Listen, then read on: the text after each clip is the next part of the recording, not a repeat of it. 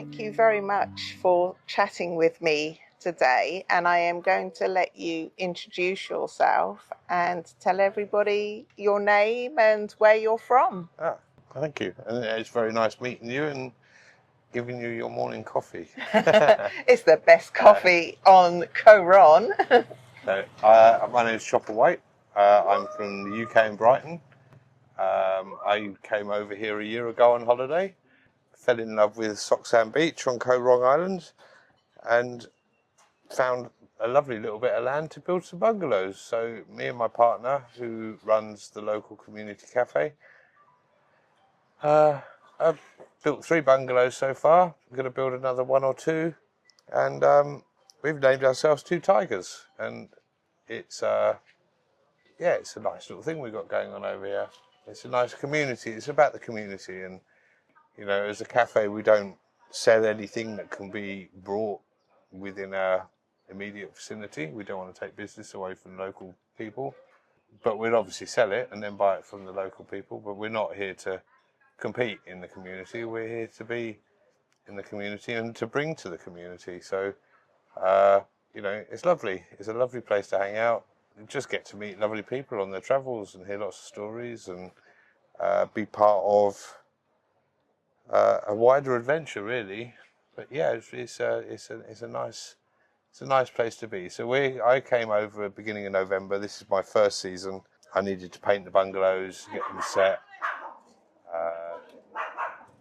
buy everything that is required for 3 homes, which is crazy. Just like bed sheets and mugs and everything is just nuts. The constant expenditure, which we're just kind of nearing the end of now, and being able to be sustainable with what we've got. But yeah, I kind of really wasn't very prepared for it. I set up my home back in the UK 30 years ago and just forgot what it's like to buy 4 lots of everything. Yeah, it's the little things. It's like you set up and then you realise, oh my gosh, I need more spoons or... Totally. 3, 4 kettles for the properties. Double the amount of bed sheets. Quadruple the amount of pillowcases. Or just silly little things like that. It's just crazy. So the first year has been a little bit of an adventure, really. And with what's been going on at the Cambodia border, we've been very quiet here, which is what it is. It's actually been quite handy because it means that we can slowly grow rather than be here fully sustained. And but I love it here, man. I love it. Yeah. So. Do you find it easy to get the things that you need? Because obviously, being on an island, everything has to be shipped over. Has that been? Well, that is also the thing. Is local shops, what they've got available. They're pretty good here, actually. But yes, it's taken a couple of trips to the mainland to get bed sheets. You can't buy bed sheets on the island, so you've got to go to the mainland to get that. And I'm still buying bed sheets. I've worked out. I've still got 1 more set to buy. But it is slowly. But it's being on an island. I'd rather be on an island and have that worry than be on the mainland and not have that worry. Absolutely. Yeah. So been here 2.5 months now. Going home tomorrow for a family emergency. We've got the rubbishman going past on a tuk-tuk right now with his little motorbike. So it's like... We're very grateful for him. Island life for you. Island life, absolutely. Sorry, I interrupted you. No, You're going back to the UK. Yeah, just going back. I'm not sure if I'm going to make it back over here this season, but my partner Mickey's going to run the show. And if I don't make it back, it's not the end of the world. I've got loads to be getting on with back in my workshop in the UK. Your workshop? My workshop, yeah. So I make furniture. I make unusual stuff. I make little garden workshops for people. The same sort of building as over here. There's obviously within the realms of height and size to fall within the realms of building regulations in England, but some quite unusual stuff. Tree houses. Oh, wow. Yeah, totally. Like adventure parks and things like that, and I make furniture. Do you have a website or a Facebook page or something? I've got a Facebook page, The Art of Recycling, and my name's Choppa White, Choppa, just in case you wanted to have a look. Yeah, I'll leave the links down in the description below, Please, so if anybody's interested, they can contact you. Absolutely. So I make one-off bits of furniture, upcycled. There's a lot of magic to it. There's a lot of found, a lot of gratitude in finding things, and rhythm in putting them together. And I've been doing it 25 years. And in this last couple of years, actually, has really hit off for me. It's really, in this last couple of years, I've probably sold more in the last 2 years than I have in the previous 23 years. Wow. Which is kind of great. I think a lot of it is down to confidence to put your stuff out there, and, rather than, I've got a fabulous, great big workshop that's been full of my furniture, making up the workshop, and all of a sudden I've got a workshop just full of tools, which is kind of ideal in a way, really. Boys with their toys. Boys with their toys, absolutely. So, I've got loads to get on with back at home. Sitting on your arse, waiting for customers, waiting to serve someone a coffee over here isn't actually my ideal. I like to work, I like to graft. I've been over here 2.5 months, haven't been in the sea yet. What? I know. I think tomorrow I'm going to have to get up early in the morning and go and have a dip in the sea before I go. Oh, it would be criminal if you didn't. I know, it's crazy. But it'd be nice to make it back out here before the season ends this year. Yeah. But if I don't, then I've got loads to be getting on with back at home. Got people knocking at my emails and stuff to get me to do work for them. And, I make some pretty unusual stuff. There's nothing lovelier than making a treehouse for a kid or something like that. And it's First of all, why Cambodia? Why Koh Rong? Well, out of everywhere in the world, why here? Well, so 30 years ago, back in the UK, I decided, in the rat race of life, I decided I need to go on holiday. Like a proper holiday, not just like a European holiday. And literally, the moment I decided I'm going to do it, everywhere I looked said Thailand. So it's like, oh, okay. I mean, literally, it was bizarre. Everywhere I looked said Thailand. I'd see Thailand 100 times a day, in newsprint, in posters, in this, or I'd hear it or whatever. So I went to Thailand.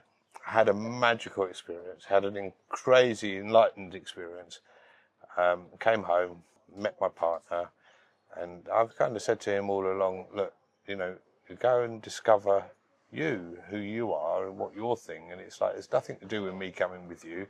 It's nothing to do with anybody else. It's about you and your heart and your journey.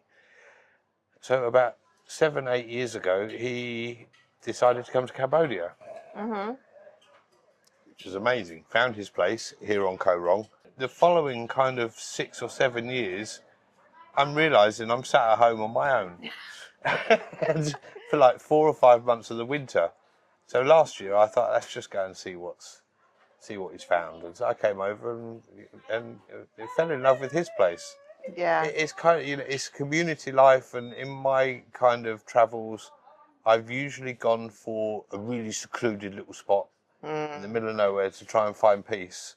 And I've very much found peace in my life and in myself, and he's very much part of the community here, and it's kind of and it suits me, it suits me to go for a holiday for 2 weeks.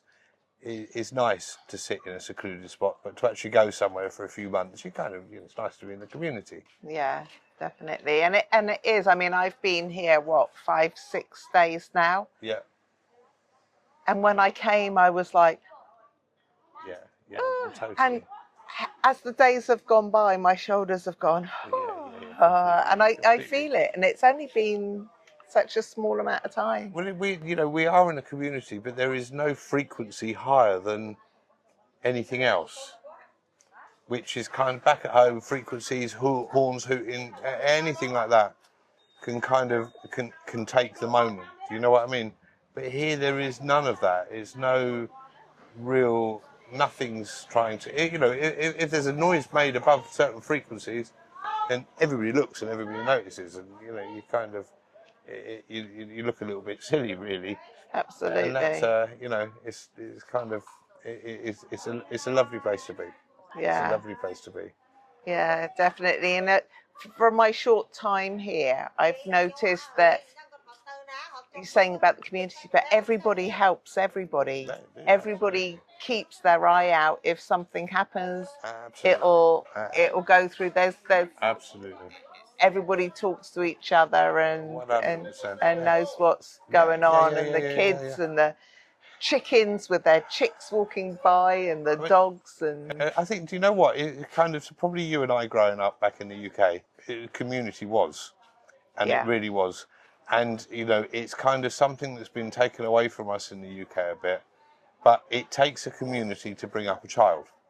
So it's not necessarily about the parents or what they've got to offer. It's maybe what the neighbour's got to offer, or the guy down the street, or the woman, or whatever. It takes a community to bring up a child. yeah. You know, it's about having tools. You can't have all the tools in your own bag because It'd be bloody heavy. no, totally. So, you know, here it is kind of, so if this kid over here misbehaves, then this mom might come over and go, oi, do you know what I mean? Whereas back in the UK, you'd be arrested and kind of, you know, and it's not aggressive, it's not anything, it's just like, just straighten up, just like, you know, yeah, totally, absolutely. Absolutely, absolutely. So what's your favourite part of being here? You've mentioned like the community and everything. What else on Koh Rong? I love experiencing other people's experience just by observation. I love watching people, especially when a lot of people travel and they'll get somewhere for a day and then they'll move and they'll go somewhere for a day and they never really settle and they never really relax and they never really feel the vibe. So to watch other people go through transitions and to go through changes is something I really love. You know, it's something really to watch other people experience things that change them. You know, Moving over to island time. Yeah, totally, man. You know, absolutely. It's kind of just so they can go home and you know that exactly. So you know that the rest of their life can be changed by the decisions that they'll make in the future by taking a trip like this. Definitely. You know, it is how they bring up their children, who they marry, you know, how they bring up their children, how they listen. Yeah. That's the big thing, is listening, you know, rather than being sort of authoritative, and is listening, you know. There's a little girl that's lives in this village and she's had a little bit of a hard time through her family, and I totally love her because she's a wild spirit, and you know, and they're trying to tame her and it's like you can't do that. And the other day, so she's kind of gone, she's 9 now, and she's gone through kind of what some might call conditioning. You know, shut up, sit down, shut up, sit down, shut up, sit down, shut up. And because she's done it, she's kind of being turned into a not particularly nice kid. So the other day, I was sat here, and this other little girl, half her size, fell over and banged her head. And this girl, rather than helping her up, she laughed at her. And this has all come because she's obviously been laughed at. So it's kind of, and I said, you know, I've nearly mentioned her name, but I won't. But it is, you know, if you're nice, people will be nice back to you. And if you're not, and this girl, was like an epiphany came over her. It was like it changed her completely. That this is like why she's going through life hitting a brick wall is because she's not being nice, and so she's not being nice back to, and she's to watch her change over the last 7 or 10 days has been quite a traumatic thing, you know. That's sweet. It's, quite beautiful, quite beautiful. That's lovely. So if somebody watching this has decided, yeah, Koh Rong is the place for me, I want to come and spend some time, how can they book one of your lovely little bungalows here? Yeah. So I would rather do a private booking. So a contact through Facebook is a great way, because there isn't a corporation getting our money. Yeah. Or just through booking.com, you'll find us. You know, Two Tigers. We're on Google, so it's the Two Tigers in Sok San Beach. Which I have to say, I do love this little area. It's very small. The beaches are amazing, Yeah. and there's some great bars and everything, and Yeah, it's it really just a is. place to unwind. It Yeah. really is. And actually to stay in our bungalows, you know, whether you like it or not, you're in the community. Yes. You know, just up the road, you've got like Golden Beach. You've got the people that are trying to kind of create their own community within the community, and it's not. I mean, the community accept it because it brings money in, but it's not how we like to do things. You know, it's a simple bungalow. We've got simple bungalows. We've got fans. They're clean. They're you know, we don't have hot water, although we're thinking about putting hot water in. To be honest, in this heat, No, totally. you don't need the hot No. water, because if there's hot water, I tend to turn it off and go just. Yeah, no, no, absolutely. Yeah. So you know, they're simple, they're warm, they're cool, they're they're clean, which is what you are experiencing the community, which is kind of what we love. And when I travelled Asia 30 years ago, I stayed in a shed on the beach, which was probably about the size of a double bed, and there was a single bed in it, and the floor was sand. The walls and the roof were full of holes that in the morning you woke up and there were a million shards of light coming through, and it was just an experience I experienced. And you'll remember it for the rest of your days. For the rest of my days. And it's like, you know, you kind of, if you really want to put your feet on the ground, then you've got to have the ground beneath your feet. You know, and it's, you know, it's the long and short of it, really. Definitely. And it definitely helped me. Yeah. Oh. Thank you very much for chatting with me. Thank you for stopping by, and nice to meet you. Yeah, and thank you for my coffees every single morning, because I'm not quite sure. By the way, do the best coffees ever. And donuts. Oh, shh, don't tell them I've been eating donuts. And hard-boiled eggs. And hard-boiled eggs, yeah, definitely.